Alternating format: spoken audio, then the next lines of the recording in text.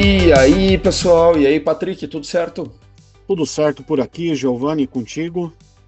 Também tudo certo, obrigado por perguntar. Esperamos também que esteja tudo certo com a nossa querida audiência.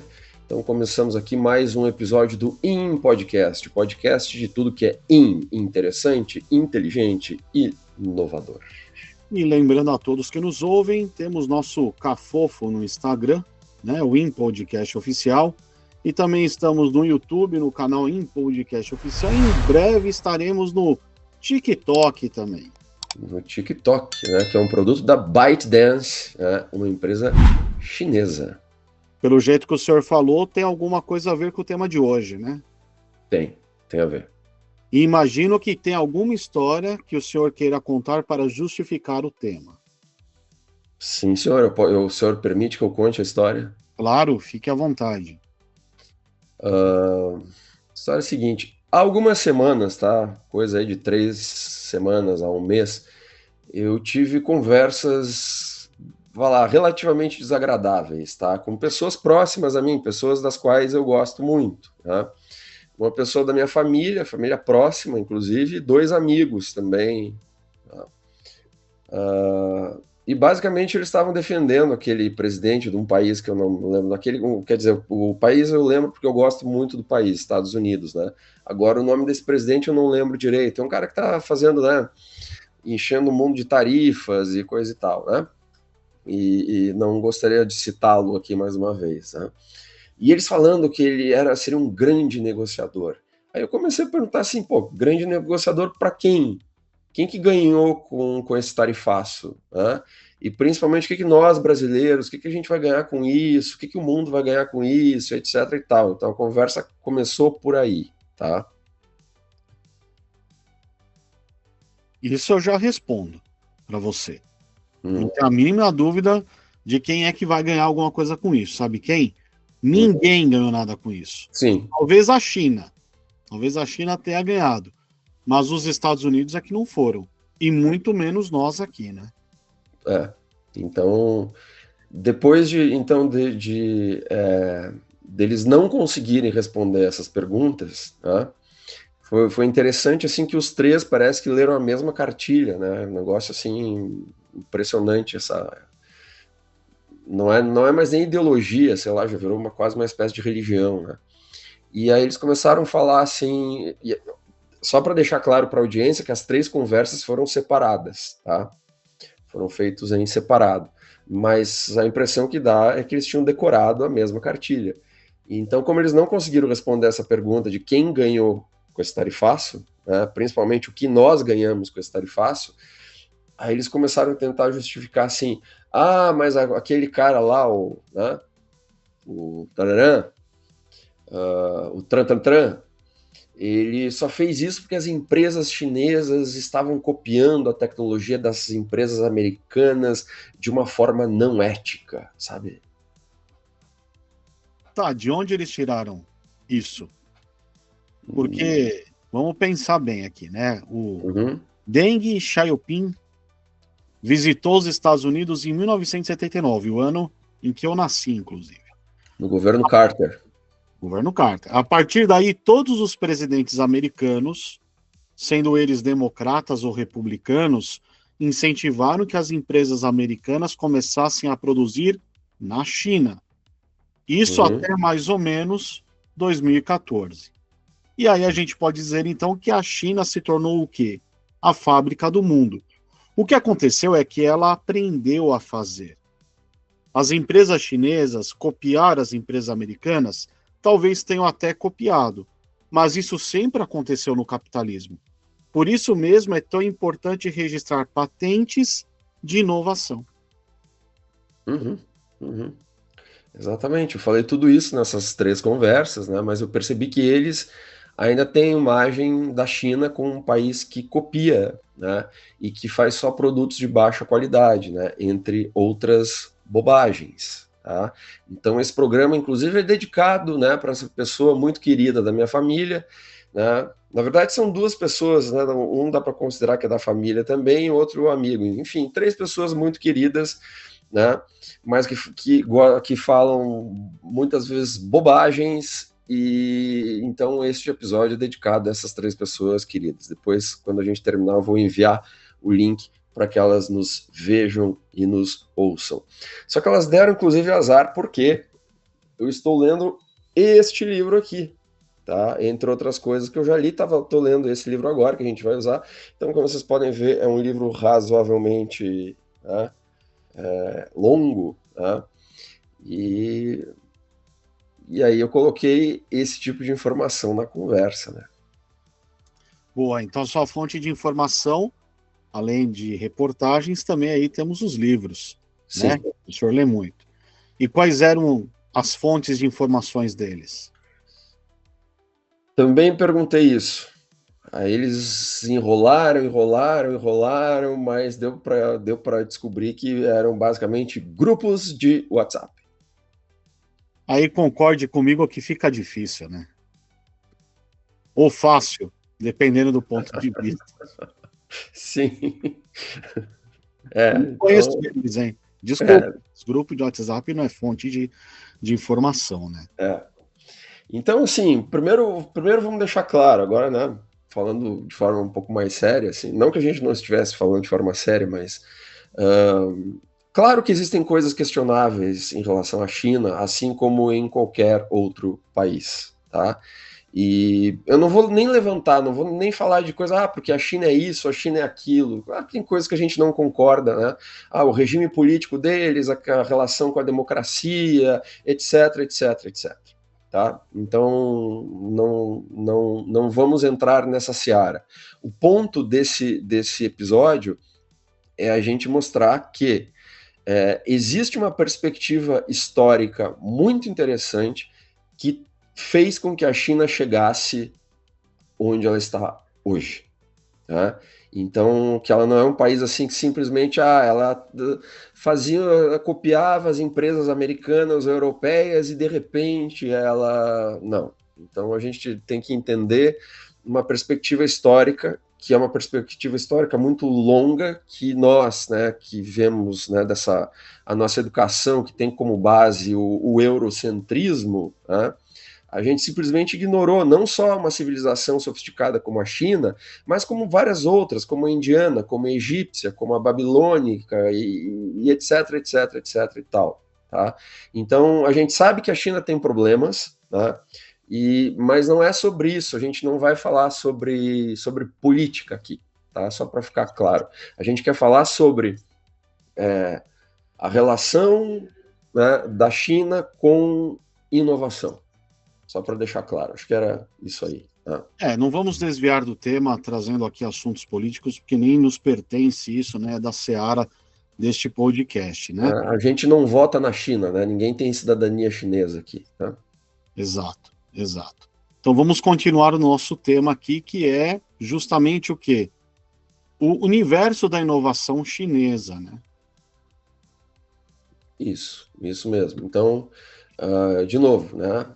O objetivo é contextualizar a China no universo da inovação, fazendo um pequeno recorte na sua história, um pequeno recorte mesmo, tá? Porque, obviamente, eu não sou especialista em China, a gente só está, né, trazendo ideias aqui, discutindo sobre elas de alguma coisinha que a gente leu aqui. Então, é um pequeno recorte, só para deixar claro que os chineses não são um povo que apareceu do nada e que só inova porque copiou empresas americanas. Isso não é verdade. Né? A história da China sempre esteve relacionada à inovação. E a gente vai falar um pequeno recorte nisso, porque a história da China ela é muito vasta. Então a gente vai ter que se concentrar em realmente alguns pontos interessantes para mostrar qual é esse lado da inovação chinesa. Né? Por exemplo, nas pesquisas aqui para a criação desse roteiro, a Universidade de Colômbia e o Museu Smithsonian listam a dinastia Shah aproximadamente 2100 a 1600 antes de Cristo como o marco inicial da civilização chinesa, caracterizada pelo desenvolvimento de um sistema de escrita, práticas de adivinhação, cidades muradas e a tecnologia do bronze. A dinastia Xia, se considerarmos o seu início por volta de 2070 a.C., nos remete a mais de 4.090 anos de história até o presente. Imagina ter que fazer prova de história na China, né? A gente já reclama aqui com 500 e poucos anos de história, imagina fazer uma prova de história com 4.000 e sei lá quantos, né? Mas, e aqui nesse livro, inclusive, o autor fala logo nas primeiras páginas, né, de uma informação em que o arroz mais antigo do mundo foi encontrado no sul da China, né, já cultivado, tá? Cultivo de arroz, em locais que datam de 8.000 anos antes de Cristo. Então, 10.000 anos eles já cultivavam arroz. Bem, de toda forma é muito tempo, né? Bota tempo nisso. 6.000, 8.000, muitos anos. Isso é certeza que tem. Sim. Né? Em um artigo publicado pela Universidade de Cambridge, pelo professor Hai-Cheng Wang, intitulado Right and the Ancient State, Early China in Comparative Perspective. É o título original em inglês, com a minha pronúncia marroquina aqui. Mas tá bom. Estima-se que a história escrita verificável da China remonta aproximadamente 3.300 a 3.600 anos, com o surgimento dos sistemas de escrita da dinastia Chang. Então, essa longa história e cultura da China pavimentaram o que eles são hoje. Tá? A gente não pode esquecer que um povo é reflexo da sua cultura, é um reflexo da sua história. Tá? Então, agora, só que o recorte histórico que mais aparece no noticiário, que mais aparece na imprensa, enfim, que as pessoas aqui, nós ocidentais, né, eu não vou me colocar fora disso, porque eu lendo esse livro, eu comecei sabe, a grande sensação que me veio, né, logo quando eu comecei a ler esse livro, assim, é como eu sou ignorante, tá? Como eu não sei de nada, tá? E o pouco que a gente, né, o que faz parte dessa visão ocidental da China, né, ela começa com a revolução, com a China da Revolução Comunista, né, ou depois com as reformas, né, do Deng Xiaoping. Né, e aí isso dá a impressão, e isso a gente está falando aí de, sei lá, 70 anos, não muito mais do que isso, 70, 80 anos, né, o Mao Tse-tung, ele assume o poder na China, acho que na década de 10 do século passado, algo assim, né, e vai indo. Então a gente está falando assim, né,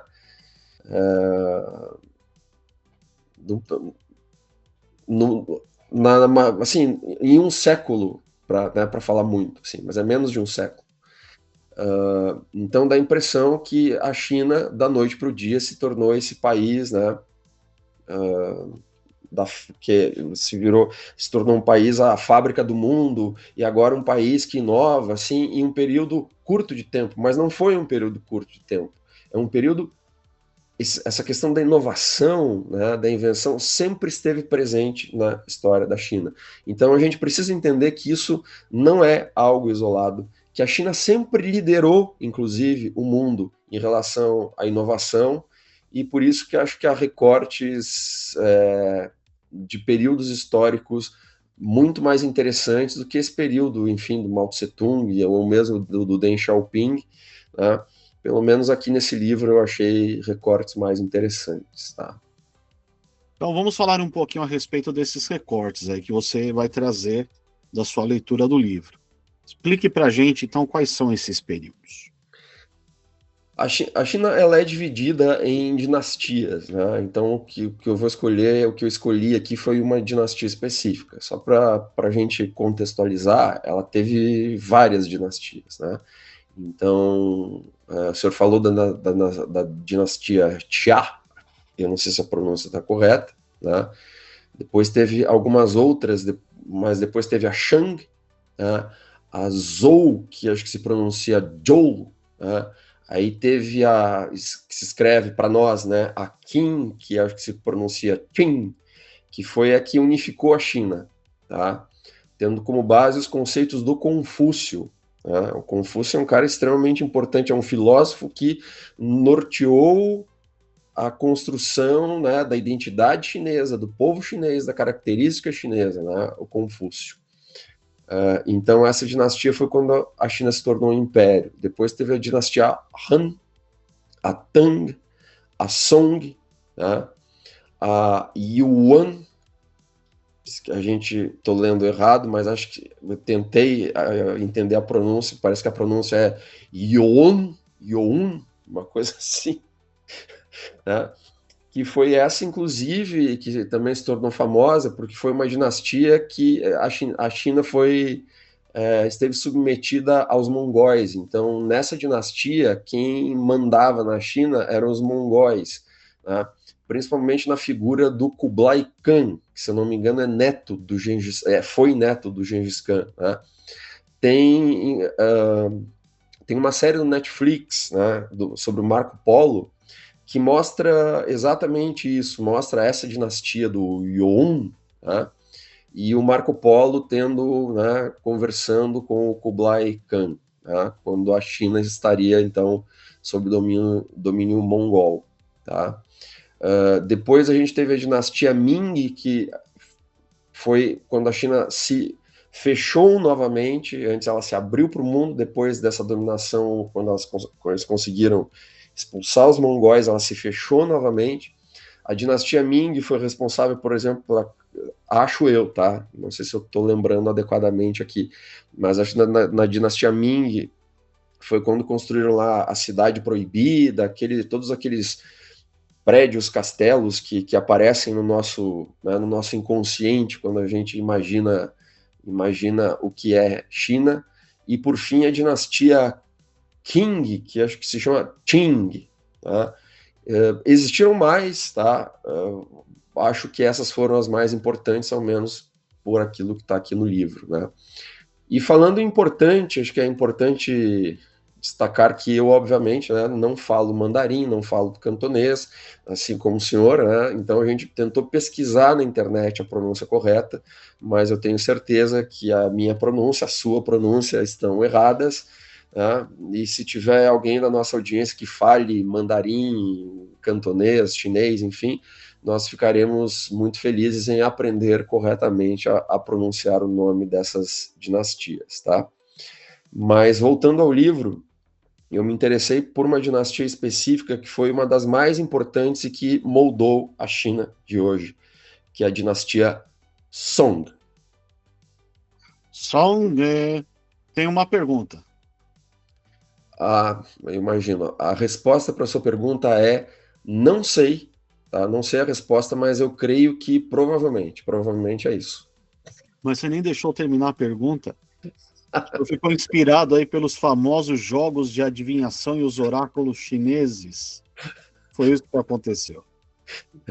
Não, foi apenas uma dedução, né? Como eu sei que o senhor é muito perspicaz, eu imagino que a sua pergunta seria, né, Song, seria sobre o nome de um dos. O senhor quer saber se é o nome de daquele modelo de um carro da BYD?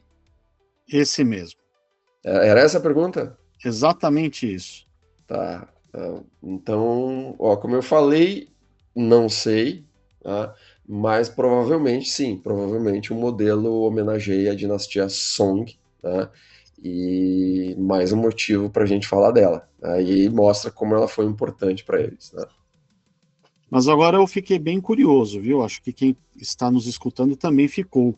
O que você viu nesse livro para a dinastia Song ser tão importante e ter influenciado as inovações da China de hoje? Eu vou ter que ler alguns livros alguns livros, não, alguns trechos do livro que eu separei aqui, pode ser? Claro, por favor. Inclusive, eu queria tentar falar isso em chinês tradicional. Mas Tá. como eu não vou conseguir, eu vou pedir para o Google Tradutor, tá? Uhum. Vamos ver se a nossa peripécia aqui vai dar certo. Eu vou tirar o cancelamento de ruído Tá. e ele vai falar, claro, vá em frente, Em chinês. em chinês. Tá. Vamos lá.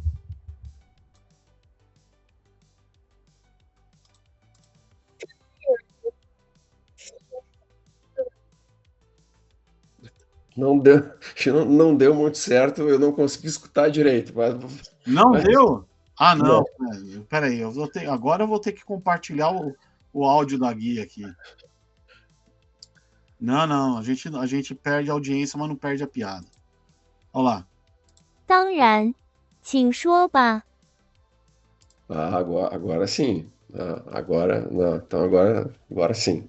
É Então vamos lá. claro, vai em frente em chinês simplificado.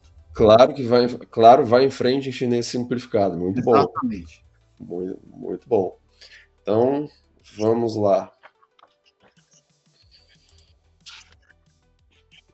Então, vamos falar especificamente aqui da dinastia Song, tá? Então, abrindo aspas para o autor, para o Michael Wood, tá? Ó, no final do século X, a China emergiu novamente como a maior civilização do planeta. Suas cidades eram as maiores do mundo e seus artistas, artesãos e cientistas eram insuperáveis. A população dobrou em um século. Mais de um quarto do mundo pode ter vivido na China nessa época. Tá? Alguns diriam que até um terço do mundo, né, pode ter vivido na China nessa época. Ao observar o padrão da história global, os europeus sempre trouxeram seus próprios preconceitos. Eles chamam o tempo na Europa dos séculos 14 a 16 de Renascimento, quando o humanismo clássico foi redescoberto depois de perdido, quando as ideias científicas modernas começaram a se desenvolver e quando novas concepções de sociedade e do indivíduo surgiram. A China, porém, nunca perdeu o contato com seu passado clássico.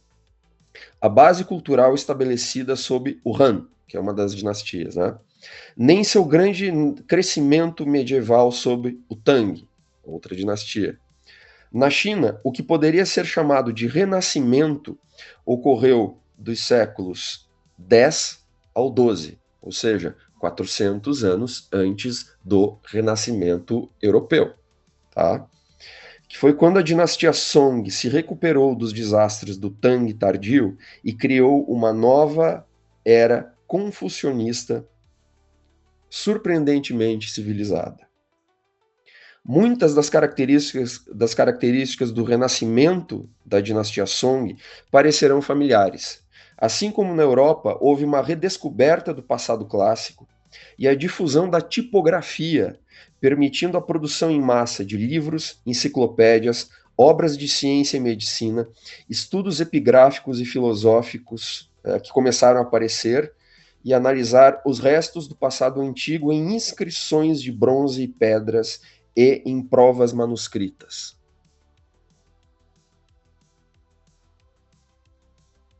Antigos, e houve até escavações arqueológicas em locais históricos. Tá? Isso a gente está falando um pouquinho antes do ano 1000, tá? Em locais históricos famosos como Enyang. Também na escrita da história, grandes realizações foram feitas na codificação da tradição e no exame crítico das fontes do passado. Na Song, a economia comercial e as conquistas tecnológicas da China ultrapassaram de longe o Ocidente medieval. Os avanços da Song na ciência, em particular, foram inigualáveis entre a era helenística e o iluminismo europeu do século XVIII. Em suma, era um povo que estava muito à frente do seu tempo, estavam muito avançados em várias, digamos assim, em várias áreas do conhecimento, né? E você falou aí no começo, século X, né? Século X. Então, várias coisas, por exemplo, então a dinastia Song foi, entre aspas, como o nosso renascimento, né? Ou melhor, o renascimento europeu. Alguns séculos depois, né? 4 séculos depois. Tá? Então, e aí essa questão, por exemplo, de busca dos registros que eles tinham, então a China aí tem uma história escrita de mais ou menos, aí, acho que uns 3.000 anos, né? E acho que foi aqui no livro, ou não sei se foi em outro lugar que eu li, que o autor disse assim que a China foi um país construído ou uma cultura construída pela palavra. Que coisa, né? Isso aí é sensacional. né? É sensacional. Foi construído. Então você vê assim vários imperadores, inclusive em outras dinastias, várias coisas assim. Não, vamos recuperar os escritos do passado. Vamos recuperar a história. Né? E se chegava, por exemplo, né, em uma outra dinastia, acho que foi na Han, se eu não me engano, chegou um cara que era budista, não existia budismo na época, na China. O cara chegou lá, aí o imperador falou o seguinte: interessante essa forma de pensar. Né? Diga para ele escrever tudo isso e vamos colocar os seus escritos na Biblioteca Nacional. Tá? Era assim. Né? Era assim. Então, e aí, continuando aqui no livro, ó, os chineses tinham a necessidade de cultivar relações diplomáticas estreitas com estados fronteiriços, e trocas regulares ocorreram com embaixadores que traziam presentes, comemoravam aniversários e davam condolências em momentos de morte. Isso trouxe uma mudança na visão de mundo dos chineses. Todos sob o céu. Né? Olha que interessante, todos sob o céu. Uma visão globalista, inclusive. Né? Agora compartilhavam uma massa terrestre com outros estados e a interação não se limitava à diplomacia. Nesse período, houve um fértil intercâmbio de pessoas, bens e ideias. Né? Como eu falei, vinha gente com ideia nova, eles falam, não, ótimo, vem aqui, traz para cá. Né? Então, de certa forma, cara, isso aí é quase como um conceito de ecossistema de inovação. Tá? É exatamente isso. Tá? Aliás, o senhor tocou em conceitos muito interessantes aí, né? Uhum. A China é lembrada como um país comunista, mas antes de tudo ela é confucionista, inclusive as palavras têm um som parecido, né? Uhum. E isso é um achismo mesmo, até porque a gente não é especialista em China, mas acho que entender a filosofia confucionista é fundamental para entender esse país que desde sempre buscou estar na vanguarda da inovação de alguma forma, né? Não, ótima, realmente, ótima hipótese. Né? Eu tive exatamente a impressão, lendo esse livro, né, que antes de ser, bem muito antes de ser comunista, a China sempre foi confucionista. Né? Mas ainda acho que nós vamos tentar trazer um especialista em China, né, de preferência um chinês que fale português ou inglês para que a gente possa conversar mais e até a gente possa comprovar essa nossa hipótese aqui. Mas deixa eu continuar em mais alguns trechos do livro. Ó. Então, ó, durante a dinastia Song, ó, não foram apenas as fronteiras que foram redesenhadas nessa dinastia, né? A própria governança estava mudando. Olha só, a antiga aristocracia havia sido destruída. E seu lugar foi preenchido por burocratas profissionais escolhidos por meio de um sistema de entrada meritocrático, tá? Que é coisa mais capitalista do que isso, mas né, a meritocracia que tantos falam, que os caras, né, um sistema de entrada meritocrático de exames imperiais. Ou seja, os caras inventaram tipo, o concurso público, né, então, o conhecimento era compartilhado nessa época por meio da ampla disponibilidade da impressão. Até mesmo a primeira era, de fato, da literatura de viagem.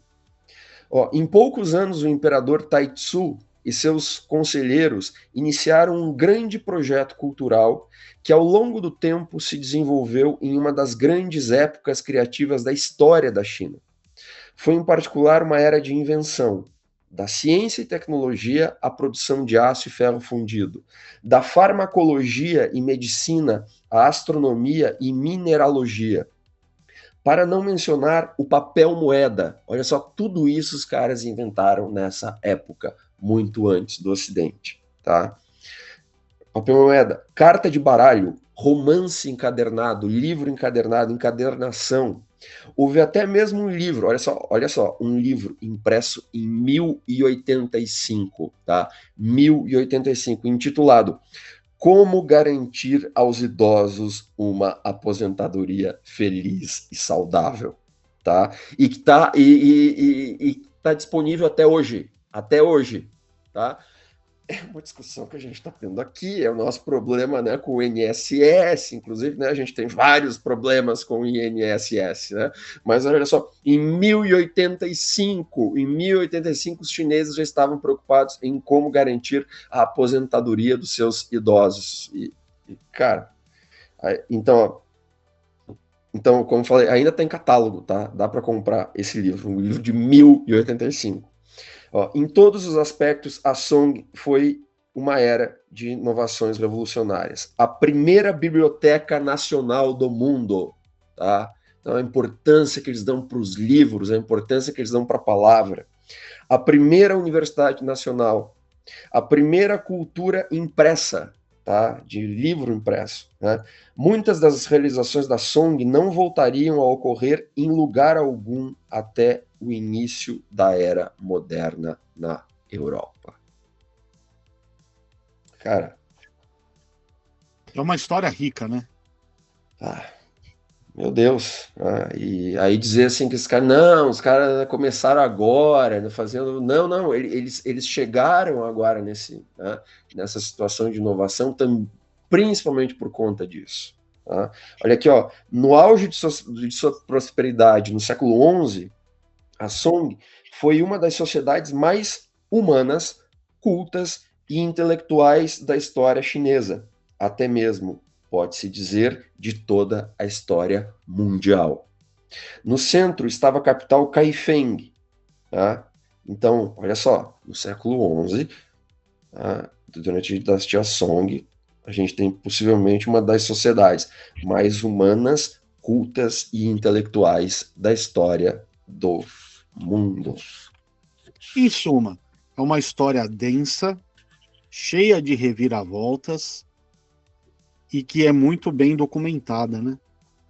Porque eles deram valor a documentar isso, eles deram valor desde o princípio a fazer o melhor que conseguiam com aquele tipo de impressão que eles já tinham, né?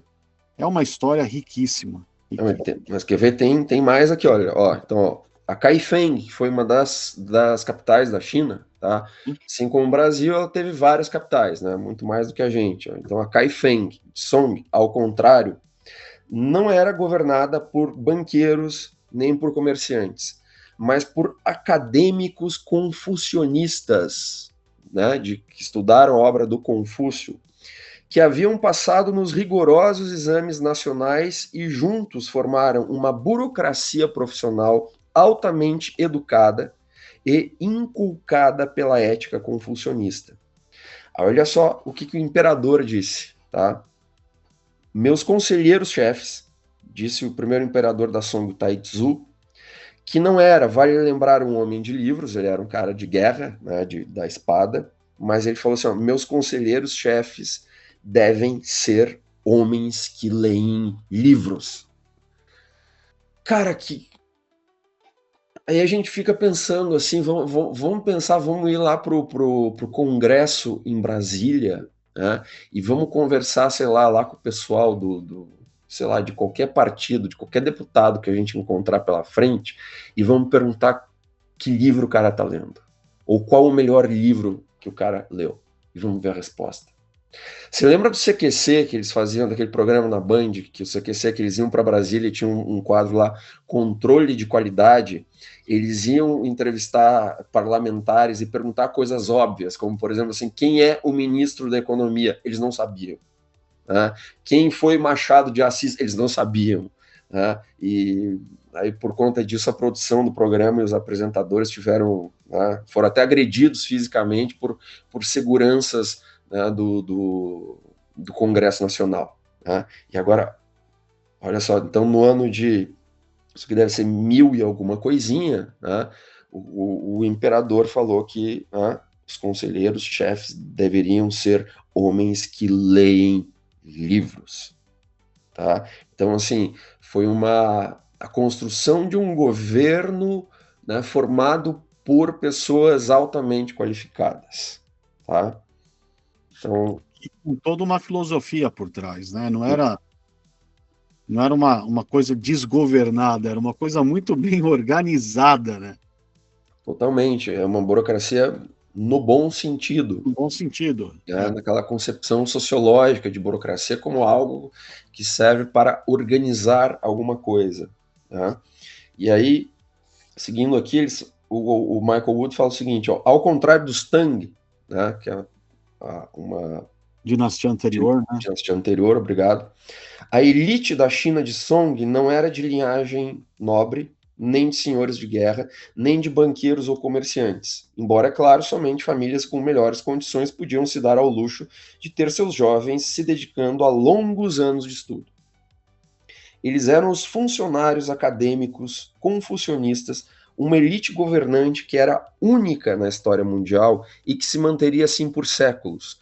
Como o jesuíta Matteo Ricci observou no início do século XVII, desculpe, ecoando Platão. Esse jesuíta falou o seguinte: é o melhor sistema de governo do mundo, pois aqui eles realmente têm o governo dos filósofos. Tá? Olha só, você tem um governo dos filósofos.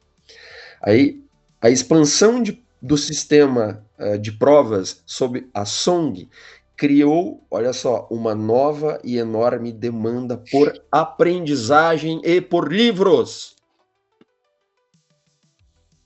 Um Tá? povo, em outras palavras, X. era um povo culto, né? Pelo menos a elite, sim, mas né, certamente devia ter uma população que não tinha acesso, que era analfabeta, etc, etc e tal, tá? Mas, cara, se a gente comparar com o Brasil de hoje, de novo, tá? Vamos perguntar vamos perguntar, eu não vou citar nomes assim, né? Mas vamos perguntar lá pro presidente, né, de uma das casas do Congresso, né? Que livro você leu? O que você leu? Tá? Só isso. Tá? Era uma boa pergunta para a gente perguntar para os nossos políticos, para os nossos vereadores aqui, para prefeito, não sei o quê, governador, qualquer político de qualquer, né, seja de estado, seja né, da esfera federal, o que você leu? Né? Aí, olha só, no final do século XX, os governantes da Song presidiram a primeira grande explosão da impressão na China e do mundo, a primeira grande explosão de impressão de folha, de livro, tá? Olha aqui, ó. Foi o segundo imperador da Song, Taizong, que reinou de 976 a 997. Então, até estou falando já do ano 1000, um pouquinho antes disso, que iniciou esse movimento. Tá? Ó, a China estava prestes a entrar numa nova era de paz e houve 3 desenvolvimentos fundamentais nesse renascimento cultural. O primeiro foi a restauração da coleção da Biblioteca Imperial após suas grandes perdas por causa da guerra. Aqui no Brasil, os caras deixaram pegar fogo no Rio de Janeiro, lá, né, no Palácio Imperial, deixaram pegar fogo em tudo. Tá? Deixaram pegar fogo em tudo. Ninguém, por exemplo, nenhum governante deu a mínima importância para a perda, né, sem precedentes da nossa história lá que aconteceu no Rio de Janeiro, naquele incêndio lá que, tá? Então, aqui, olha só, os caras falando, né? Restauração da Biblioteca Imperial, que se perdeu nas guerras, não, vamos restaurar tudo aquilo, tá? Segundo, uma codificação planejada do conhecimento por meio da encomenda de enormes compêndios, compilações enciclopédicas com uma vasta quantidade de material da literatura anterior, grande parte dela julgada perdida. Ou seja, o que eles estão fazendo aqui? Planejamento, uma codificação planejada do conhecimento. Esses caras inventaram a gestão do conhecimento, que é um termo que o pessoal não é ultramoderno, gestão do conhecimento, blá, blá, blá, blá, blá, blá.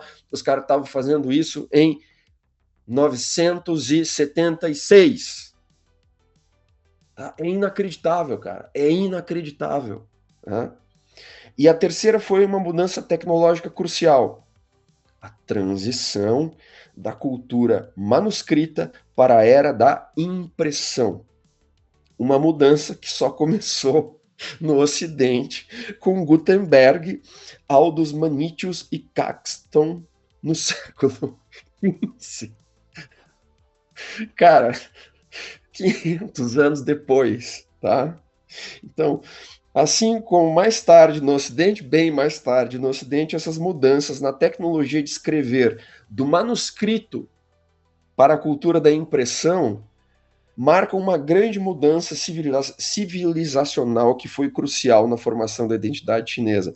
Então, hoje a gente fala de transformação digital, tá? Esses caras tiveram a sua transformação, não é a transformação digital, mas a transformação do manuscrito para a impressão.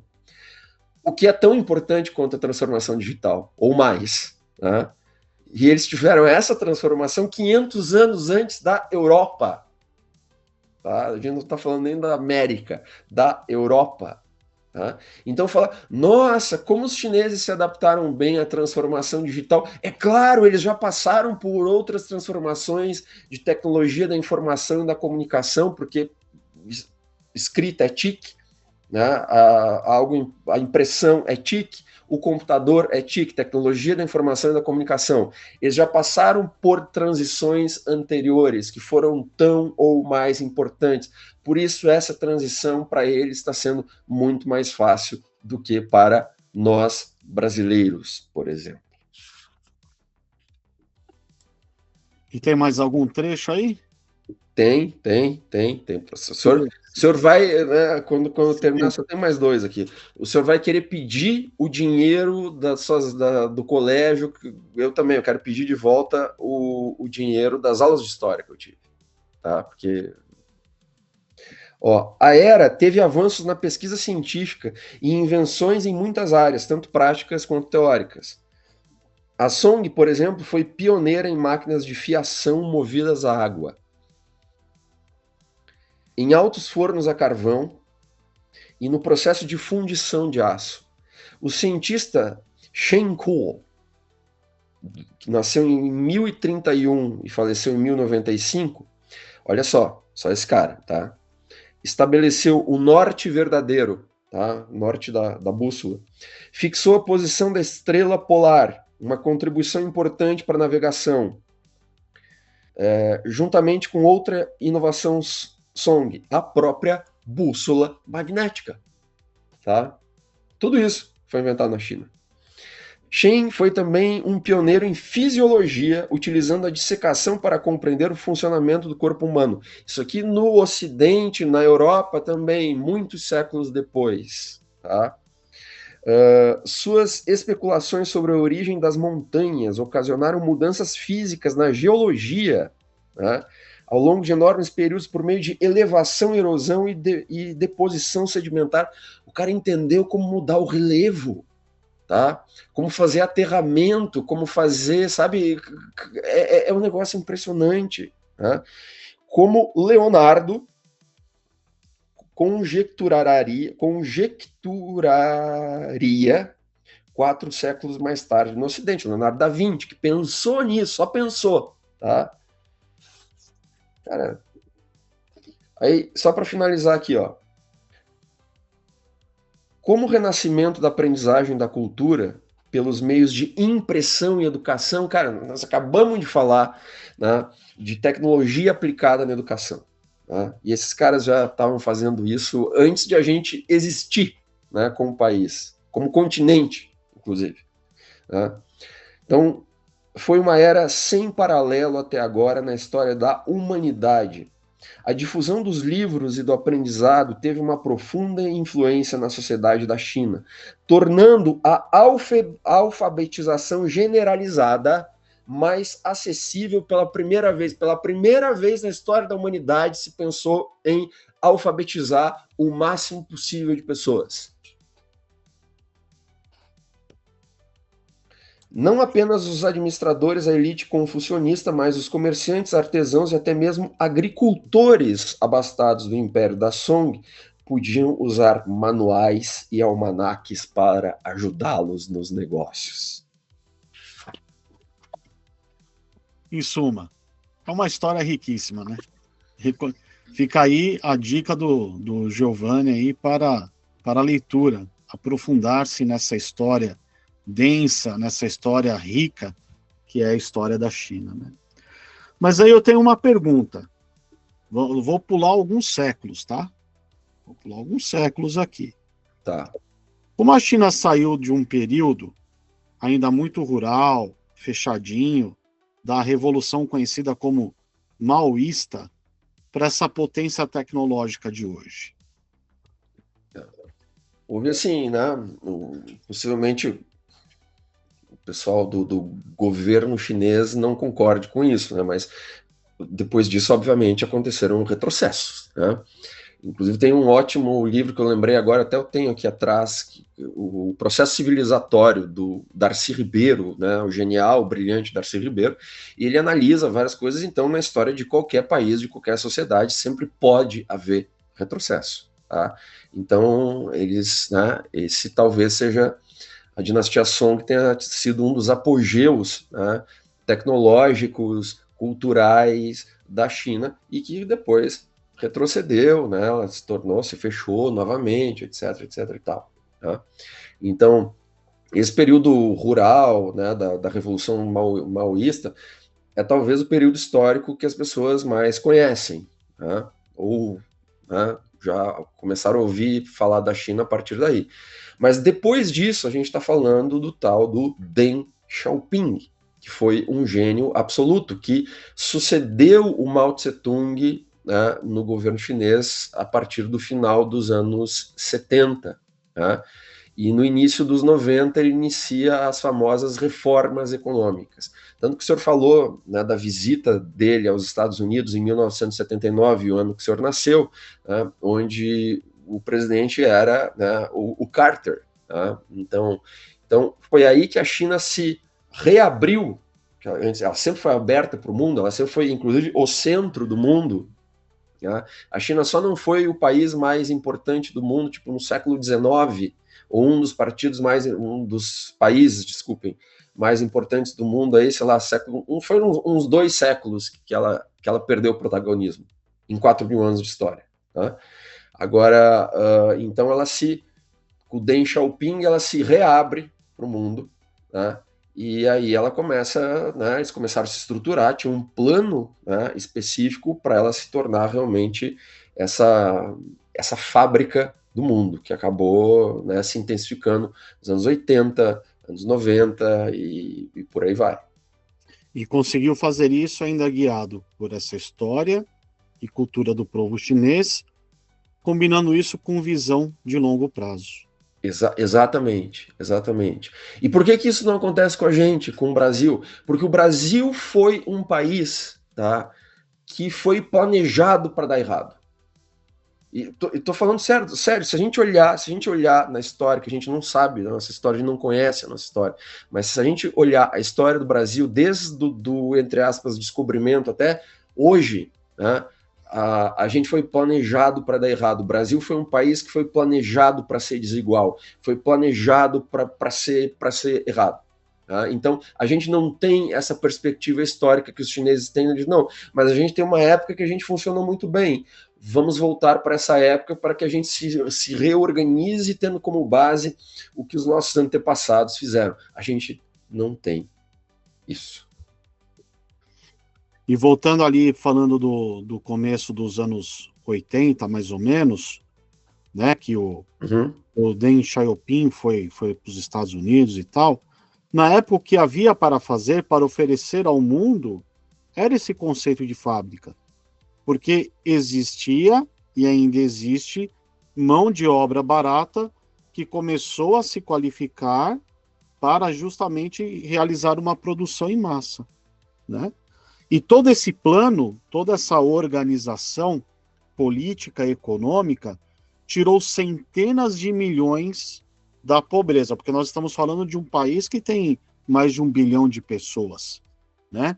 Então, tirou centenas de milhões da pobreza, uma transformação social sem precedentes, mas ainda era muito focado em copiar e produzir, pegar, né, ali só produção, não necessariamente em inovação. E o que é irônico, né, que essa transformação que você falou, que tirou centenas de milhões de pessoas da pobreza e continua e está criando uma classe média gigantesca, com poder de compra gigantesco, enfim, mas isso que você falou de uma transformação social sem precedentes, olha só que irônico, foi graças ao capitalismo chinês, né? Ao capitalismo chinês. Então, na verdade, eu ouvi outro dia de um professor brasileiro da NIU, da New York University, ele falando na CNN e dizendo que a China é o país mais capitalista do mundo. Assim, o capitalismo selvagem mesmo a gente encontra na China, né? E ele falou justamente isso, que foi o capitalismo que tirou a China da pobreza, né? E aí nós temos um grande paradoxo ou ironia, né? Certamente, certamente, né? E aí o que começou a acontecer, né? E que talvez o pessoal às vezes não entende, né? Principalmente essas 3 pessoas com as quais eu conversei, acho que elas não entenderam isso, né? Espero que agora elas entendam para que aí a gente não brigue mais, pelo menos em relação a esse assunto. Cara, as empresas chinesas começaram a fazer como qualquer outra empresa. Quando você começa a fazer alguma coisa, o que acontece? Você começa a aprender, você começa a melhorar, você começa a incorporar novas técnicas, novos processos, novas tecnologias. Isso acontece, é o capitalismo na sua melhor face acontecendo, fazendo com que as pessoas aprendam a fazer melhor alguma coisa, né? E foi isso que aconteceu com as empresas chinesas, tá? Apenas isso que aconteceu. Eles começaram a aprender, né? Copiaram, não sei o quê. Como você falou no começo desse episódio, tá toda empresa tenta copiar uma para outra. Se você faz alguma coisa, inventa alguma coisa, cria um troço e não cria uma proteção, né, de patentes, os caras vão te copiar em qualquer lugar do mundo. Não, Né? e vamos ser sinceros ali, quando o governante lá, o Deng, ele foi abrir as fábricas chinesas para o mundo, ele sempre deixou isso claro. Sim, ele deixou isso claro que eles queriam aprender, ele falou, e aprender melhorar. com a tecnologia do Ocidente. Né? Exatamente. Eles tinham ficado para trás, então eles falaram, não, a gente produz para vocês mais barato, mas a gente quer aprender com vocês. Tá? Ele falou isso, tem discurso dele, tá? Ele conversando com o Carter, ele falou isso. Né? Depois o outro presidente, que esse eu não lembro o nome, conversando com o Bill Clinton lá todo feliz, não sei o quê, papapá, não, mandando inclusive as empresas americanas, né, a produzirem lá na China, e eles falando assim, não, a China, né, quer fazer negócio com vocês, né, porque temos muito a aprender. Eles deixaram isso muito claro, tá? Muito Então, claro. quer dizer, esse sempre foi o plano, então não adianta agora falar que eles copiaram. Sim. Porque foi um acordo comercial. Foi um acordo comercial. Um acordo comercial. E um povo que sempre teve no seu DNA um espírito de invenção, porque eles inventaram muita coisa, né? Sim. Certo? Eles, se eu não me engano, até o macarrão foi inventado na China. Acho muito mais coisas do que a gente imagina, né? Certo? Se teve no seu DNA invenção, inovação, não ia abandonar isso de uma hora para outra, né? Não.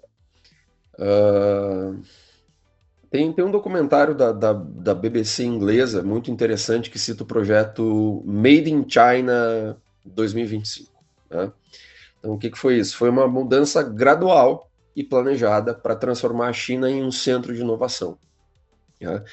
Que se intensificou muito nos últimos 10, 15 anos. Né? Então, o governo chinês percebeu que, agora já sobre, né, a liderança do Xi Jinping, que a China não podia ser apenas a, entre aspas, fábrica do mundo para sempre, que era preciso também começar a dominar as tecnologias do futuro.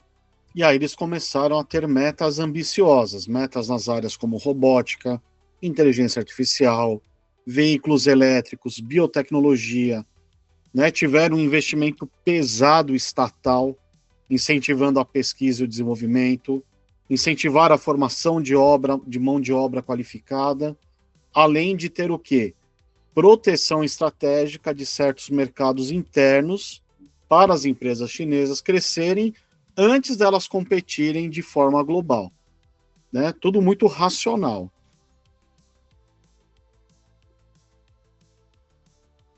Ops, deu problema aqui no meu microfone. Quer dizer, não deu problema no meu microfone, eu que deu problema comigo. Né? Então, isso que o senhor falou de acabar é algo muito parecido com o quê? A dinastia Song. Exatamente. Deixa eu fazer aqui agora, colocar aqui no Google Tradutor e vamos ouvir como é muito bem em chinês simplificado. 非常好，Então, muito bem, seu Patrick. Mais uma vez, querido Google Tradutor, 非常好， muito bem. Muito bem. E esse projeto chinês, vamos dizer assim, projeto ambicioso, né? Aparentemente deu muito certo. Esse documentário da BBC mostra exemplos impressionantes. E assim como no Vale do Silício usa-se a figura do unicórnio para designar empresas inovadoras de grande crescimento e com valor de mercado superior a $1 bilhão, né? Toda startup sonha em ser uma unicórnio. Os chineses chamam as suas empresas com essas características de outro bicho mítico, né? Que é o dragão. Uhum. Unicórnios do Vale do Silício e dragões na China. Isso aí. E o senhor que, acho que, assim como eu, é fã de Game of Thrones, vamos então chamar a sagaz, a corajosa e bela Daenerys Targaryen, né, para nos ajudar a falar desses dragões. O que o senhor acha? Acho uma boa ideia, afinal ela é a mãe dos dragões, né? Isso. Inclusive, acho que faria mais sentido a Daenerys ser interpretada por uma atriz chinesa do que por uma inglesa, né? Estamos falando das empresas mais importantes e comentadas no universo da inovação aqui. Isso. É que talvez o elenco do Game of Thrones era todo composto por britânicos, né? Então, por questões de orçamento e logística, eles fizeram só um elenco, acho que, britânico. Tá? Bem, mas de toda forma, estamos falando das empresas mais importantes e comentadas no universo da inovação e que possuem sede na China. Tá, então vamos falar delas, né? De quem nós vamos falar, senhor Giovanni? Vamos falar desses dragões, então, chineses, né? Que são essas empresas. Que aí talvez, não sei se é correto fazer essa comparação, né? Porque o unicórnio tem uma conotação mais de startup, né? E essas empresas chinesas aqui que a gente vai falar, algumas até têm uma conotação de startup, tem uma característica de startup, mas outras já estão mais estabelecidas no mercado, né? Então, aí são os dragões no sentido de inovação, de tecnologia, enfim, dois bichos místicos aí. Mas a gente tá, claro, tem muito mais, tá? Tem muito mais, mas vamos falar de algumas empresas que são muito conhecidas hoje também no Ocidente, né? E que aqui no Brasil também elas estão bastante presentes. Então, a gente está falando de quem? Da BYD, né? Carros elétricos, da Huawei, né? Infraestrutura de telefonia, comunicação, celular, computador. Enfim, agora estão desenvolvendo o quê? Estão desenvolvendo chip, né? Inclusive o CEO da NVIDIA, que eu sempre me esqueço o nome dele, falou o seguinte: com essas tarifas, esses bloqueios, esses não sei o quê, os Estados Unidos acabaram incentivando a Huawei a acelerar o seu desenvolvimento de chips, principalmente para inteligência artificial. Antes a NVIDIA dominava 90% do mercado chinês, agora ela tem, se eu não me engano, 50% ou 40%. O restante desses vários chips aí, ou microchips, já é a Huawei que está fabricando, né? Aí a gente tem a DJI, que é de drones, a gente tem a ByteDance, que é a dona do TikTok e do CapCut, né? Aquele TikTok, todo mundo sabe, CapCut, aquele aplicativo para fazer edição, né? Já pelo celular. A gente tem a Shine e a Temu, que é de e-commerce, e por fim a DeepSeek. São essas empresas aí que a gente poderia falar rapidamente. Jensen Huang é o CEO da NVIDIA. Obrigado. Então, vamos fazer uma brincadeira aqui, então. Vamos pedir para as IAs generativas nos ajudarem na tarefa de entender os grandes números dessas empresas. Certo? Tá, não, pode ser. Assim, ao menos a gente acha um trabalho útil para essas coisas aí, né? Boa. Então, nós vamos fazer o seguinte, nós vamos usar o mesmo prompt no chat GPT, eu vou usar aqui a versão gratuita mesmo. O senhor tem a versão paga do Gemini, então no Gemini vai usar o mesmo prompt. Tá. E para a gente fazer um desempate, a gente vai lá para o DeepSeek e faz o mesmo prompt. Tá. Tudo bem que o DeepSeek ele vai falar dele mesmo, daí a gente dá um desconto, né? Mas, Dá um desconto. Pode ser. Pode ser. Tá? Mas o prompt vai ser o seguinte aqui. Nós vamos pedir para ir assumir como uma persona de um jornalista especializado no mercado de tecnologia chinesa. Ele trabalhou, né? Esse personagem trabalhou em revistas importantes como Wired e Fast Company. Também já trabalhou no site Caixin Global. Que é chinês. Certo? Ele tem doutorado em jornalismo pela Universidade de Renmin. Então, esse é o perfil desse jornalista. E aí ele vai nos fornecer as seguintes informações sobre essas empresas chinesas, né? A BYD, Huawei, DJI, ByteDance, Shine, Temu e DeepSeek. Onde surgiu a empresa, qual foi o ano de fundação, qual é o seu faturamento, qual foi a variação de faturamento do primeiro trimestre de 2024 e o primeiro trimestre de 2025 e a quantidade de funcionários de empresa. E a gente vai pedir para ele usar fontes confiáveis, preferencialmente os balanços contábeis dessas empresas, além de publicações especializadas de renome. Então, vou compartilhar a tela aqui para mostrar qual foi o resultado que o chat GPT trouxe. Então, está aí na tela para todo mundo ver. Deixa eu vir aqui. Então, vamos começar lá em cima. Você já colocou o prompt? Já coloquei o prompt e pedi para ele rodar. Já adiantei o serviço. Então, BYD, lá em Guangdong, fundação 95, faturamento de 2024, 107 bilhões de dólares, foi 29% maior em relação a 2023. Variação de faturamento, tri versus tri. Receita de 170 bilhões de yuans no primeiro trimestre de 2025, um crescimento de 36,35% em comparação ao mesmo período. O número de funcionários, pasmem, 900 mil funcionários. 900.608. Quase 1 milhão de funcionários. A Huawei, em Shenzhen, Guangdong. Aliás, acho que é da mesma cidade. É, Shenzhen, Guangdong. Sim. Ano de fundação, 1987. Faturamento 2024, em dólares, 118,2 bilhões. 22,4% maior que 2023. O ChatGPT não encontrou a variação de trimestre e pasmem pelo número de funcionários, 208 mil. Outra, a DGI, da Jian Innovations. Qual que é a origem dela, Giovanni? Também Shenzhen. Guangdong, também. Shenzhen. Né? 2006. Embora dados específicos não tenham sido divulgados em 2024, em 2021 ela faturou mais ou menos 3,83 bilhões de dólares. Não tem dado. Vendendo. Essa daí é uma empresa que vende drone, né? É drones, basicamente drones. Tem 14 mil funcionários. Pelo menos o ChatGPT não encontrou muitos dados, né? A ByteDance, então nossa querida TikTok aí, foi fundada em Pequim, 2012. Faturamento de 2024 não tem, mas o de 2023 foi 85 bilhões de dólares. Também não tem dados de variação de trimestre, vamos ver depois se o Gemini consegue. E o número de funcionários, 150 mil funcionários globalmente, no mundo todo.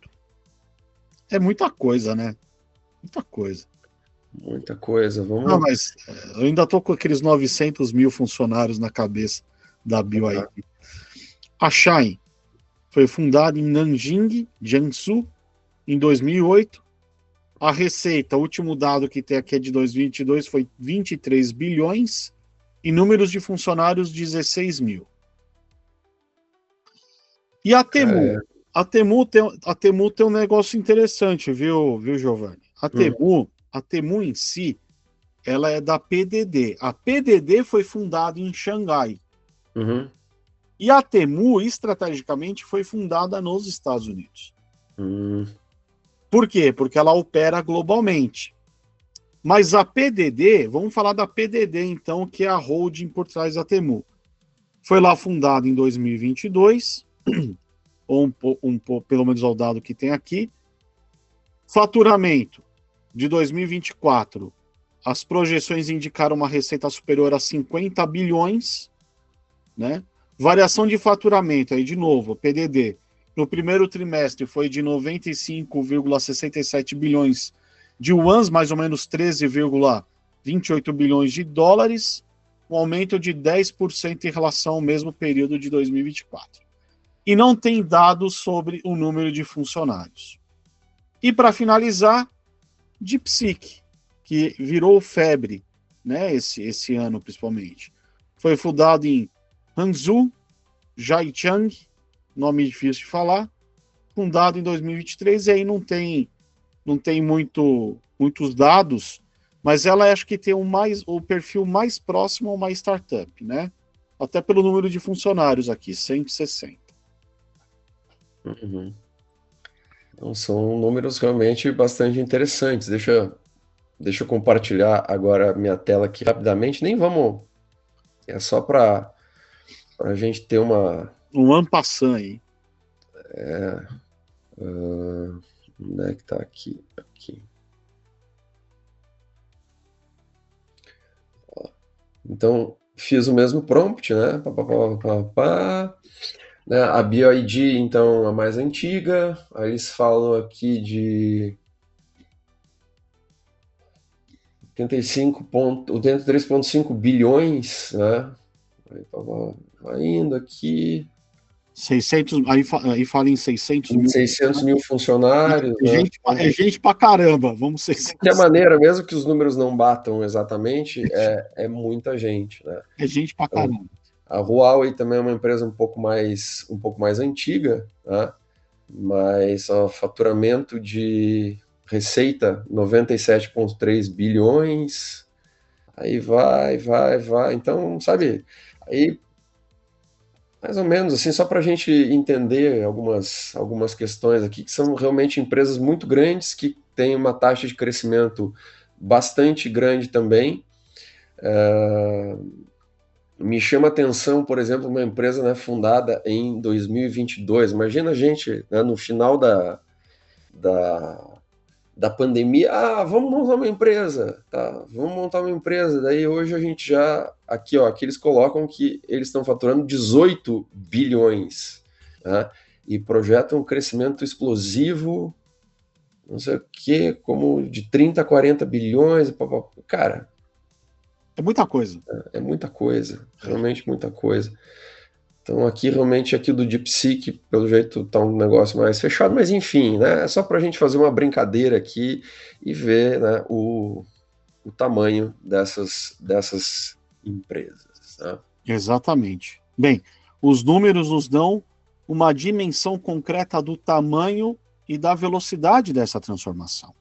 Uhum. Não é só um discurso, a China está colocando bilhões no mercado, empregando milhões. Se a gente somar todas essas empresas aí, pegando ali 600 mil daqui, 150 mil de lá, a gente está falando de mais de 1 milhão de empregos.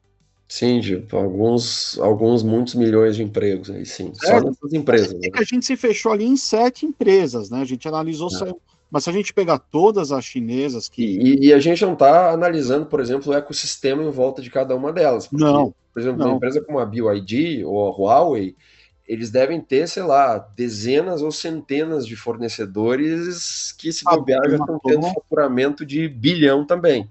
Fora que cada concessionária de uma BYD que abre é mais gente que é empregada, porque não são só os vendedores, tem todo o pessoal de serviço, cadeia produtiva de suprimentos. Quer dizer, gente, é impressionante o tamanho desse dragão, né? E aquela matéria da BBC que a gente já mencionou, né, eles falam desse domínio da cadeia produtiva crucial, assim, das cadeias produtivas que são, né, que são importantes para eles, né, e que eles estão controlando o processo do início ao fim. Então, por exemplo, carro elétrico, né? O mercado de painel solar, eles dominam de 80% a 95% desse mercado, segundo, não sei por que tanta variação aqui. Tá? Então, isso aí mostra uma estratégia de país, uma estratégia dessas empresas, uma coisa bastante bem costurada, né? E aí a gente pode fazer uma pergunta aqui, talvez caiba uma pergunta, para a gente raciocinar, tá? Nós aqui junto com você que está nos assistindo, nos ouvindo, enfim. Com todo esse avanço, esses números todos, será que a China já está ultrapassando o Vale do Silício? É o fim da hegemonia americana em tecnologia? Essa é a pergunta não é nem de 1 milhão, de 1 trilhão de dólares, essa pergunta, né? Eu acho que a resposta ela não é simples. O Vale do Silício, obviamente, ainda tem uma força enorme, né? Tem, enfim, um ecossistema de inovação gigantesco, universidade de ponta, muito dinheiro, né?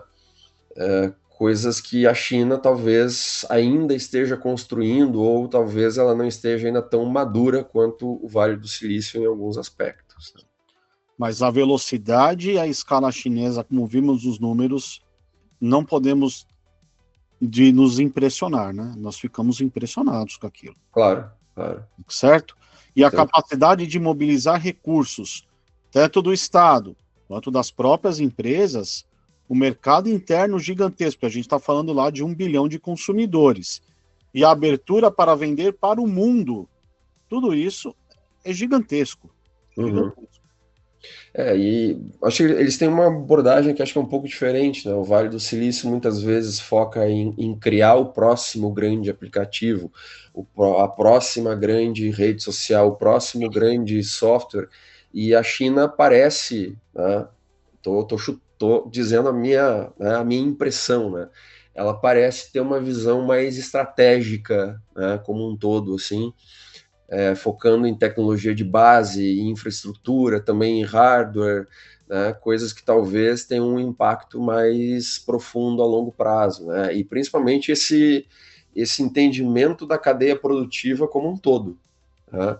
Então, se existe algum país que poderia dizer assim, eu vou me fechar e vou vender para o meu mercado interno, ou eu vou me fechar para o mundo que eu já tenho, é a China. Né?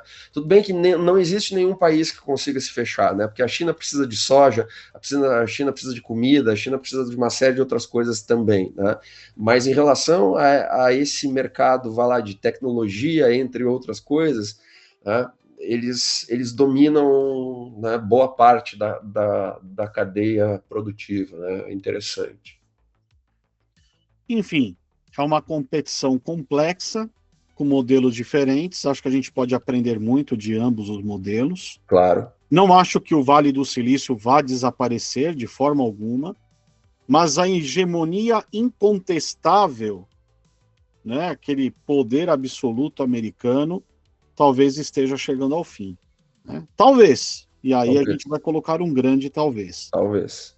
Estamos entrando estamos entrando numa era de maior multipolaridade tecnológica, né? Com a China sendo um dos atores centrais de toda essa cena, né? Toda essa cena. Como ela sempre foi. Como ela sempre foi, e talvez seja o principal ator em algumas áreas. Já nós, brasileiros, a gente não é o principal ator em nenhuma dessas áreas aí tecnológicas, né? Porque a gente, enfim, né?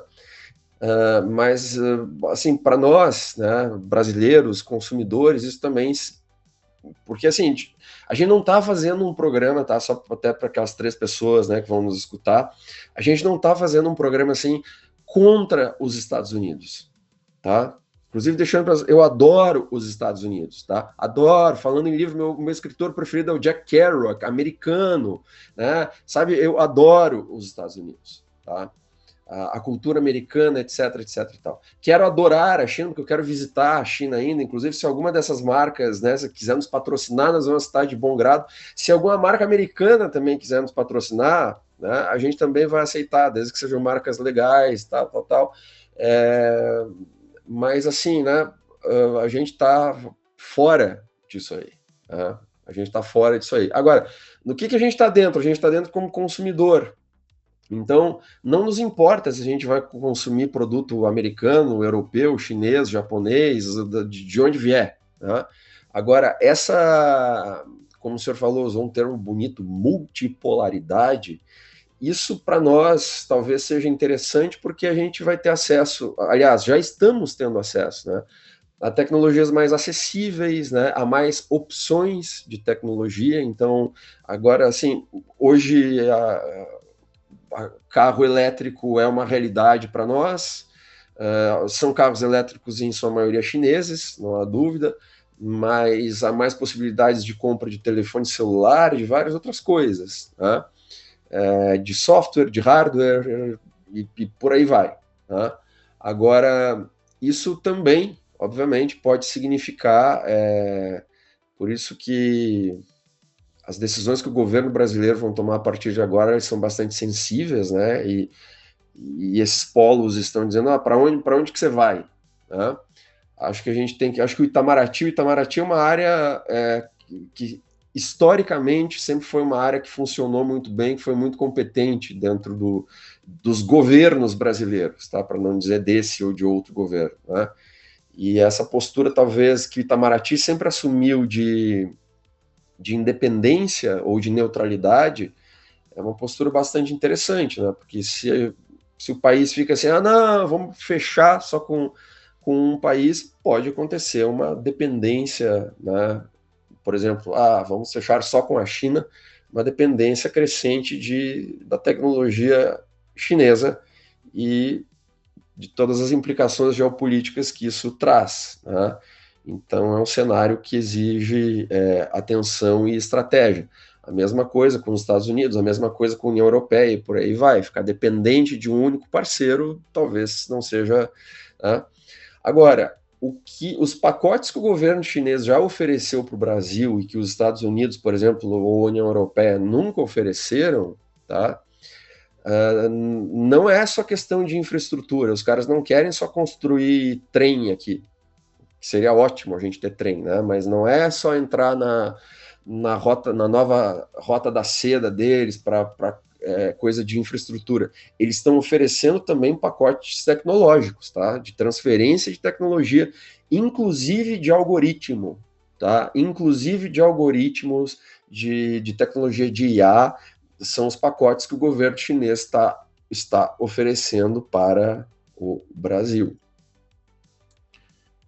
E ao contrário dos americanos e dos europeus, as empresas chinesas estão vindo para o Brasil. Elas estão montando operações aqui. Elas operam, por exemplo, aqui as fábricas dos carros elétricos da BYD e da GWM, que é outra empresa chinesa, né?